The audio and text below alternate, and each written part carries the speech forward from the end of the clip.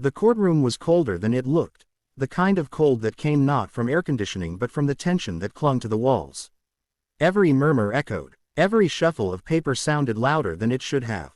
The long wooden benches were filled with neighborhood faces pretending not to stare, pretending they were just there for community interest, but really, they were here to watch drama unfold. My daughter, Emily, sat quietly beside me in her wheelchair, her hands folded neatly over a folder of medical reports and photos. She had dressed carefully that morning, soft pink sweater, her favorite scarf, hair tied back in a braid.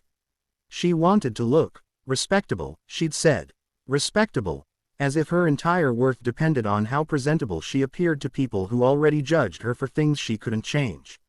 Her legs trembled occasionally, a sign that her body was tired, but she never complained.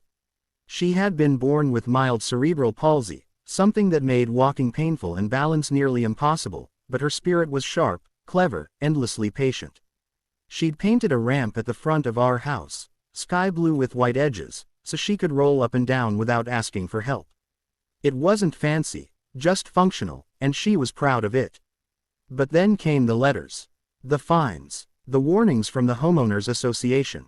Unauthorized modification. Violation of community color scheme, aesthetic disturbance. All words that meant one thing. We don't like what you did, and we want to remind you that we have power. At the center of it all stood Karen Whitmore, president of the HOA, self-proclaimed defender of neighborhood standards. She was the kind of woman who never smiled without calculating who might be watching. Today she sat 2 tables away in a neatly pressed beige suit, pearls gleaming at her throat, a glittering brooch pinned to her lapel shaped like a little gold bird. Her eyes, sharp as needles, never left Emily. When the clerk called our case, the judge adjusted his glasses and sighed softly, as if already weary. Case 1147B, Whitmore versus the Dorsey family, regarding violation of community property standards. Karen rose immediately, all posture and poise, her voice dripping with a tone meant for an audience, not a court. Your Honor, this matter has dragged on far too long. The defendant's daughter, she gestured with a dismissive flick toward Emily, has installed an unsightly structure that completely clashes with the aesthetic code. The HOA has given ample warnings, yet they've refused to comply. I stayed silent. I'd promised myself I wouldn't speak until it was time. This was Emily's fight, and she had insisted on being heard. The judge nodded, expression neutral. Understood. Let's hear from the other party. Miss Dorsey. Emily took a slow breath.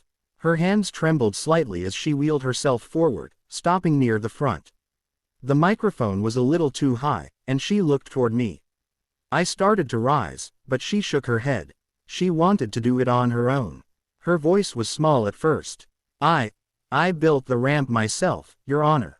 It's not hurting anyone. I just wanted to be able to get in and out of the house without asking for help all the time. The courtroom quieted. Even the air felt still. She continued, her tone steadying as she spoke. My mom passed away when I was 12. My dad works long hours. I don't want to bother anyone just because my legs don't work the same way as other people's. I painted it blue because that's my favorite color.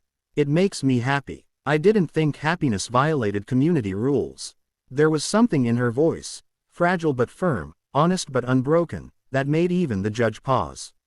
But Karen couldn't stand silence.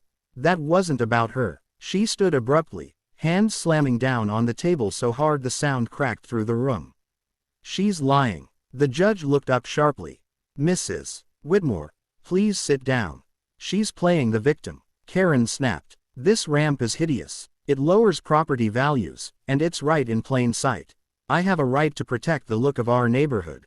Emily flinched but didn't back away. Mrs. Whitmore, the judge warned, if you interrupt again. But she wasn't listening. She was shaking, furious, her face red with indignation. You people think you can do whatever you want just because. She stopped mid-sentence and suddenly reached into her handbag. I remember thinking for a second she might pull out a stack of papers or some petty document to wave around. But instead, a harsh electric crack split the air, the unmistakable sound of a taser activating. Blue light flashed in her hand. A faint buzz filled the courtroom. Gasps erupted. Someone shouted, "What the hell? Mrs. Whitmore." The judge roared, slamming his gavel, but she didn't stop. She stepped forward, pointing the taser straight toward Emily. "You people don't understand rules," she shouted. "You think you're special." Emily's chair jerked as she tried to back up, wheels squeaking against the polished floor, but Karen lunged forward, her arm extending.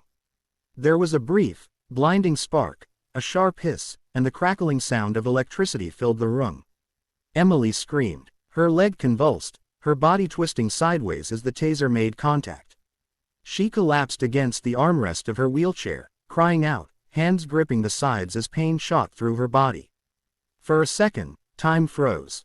Nobody moved. The buzz of the taser stopped, but its echo hung in the air. Karen's hand trembled as she realized what she'd done, but her pride held her still. And then I stood, slowly, calmly, every head turned. I walked toward her, step by step, my shoes clicking against the floor. I unbuttoned my coat. Beneath it, clipped neatly to my belt, was the silver badge of the Assistant Commissioner of Police, polished, unmistakable. Karen's expression shifted. Confusion, disbelief, then dread.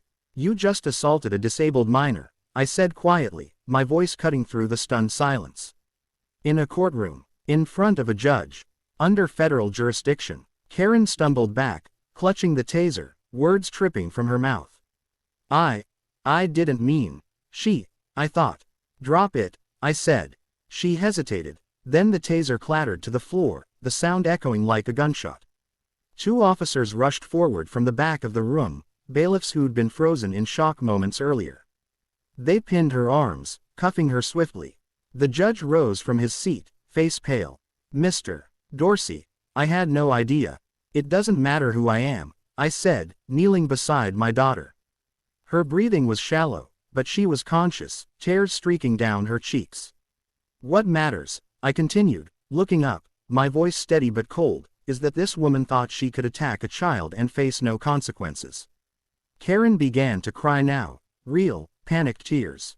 "I didn't know she was." I looked at her. "You shouldn't need to know who someone is to treat them with basic decency." The room stayed silent except for the distant wail of an ambulance siren drawing closer.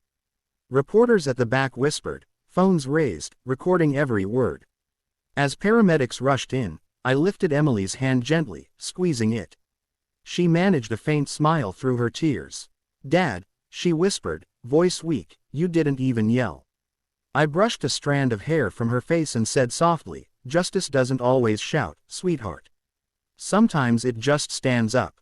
And as they wheeled her out past the stunned faces of our neighbors, the same ones who had nodded along to Karen's rules, I saw something shift in their eyes.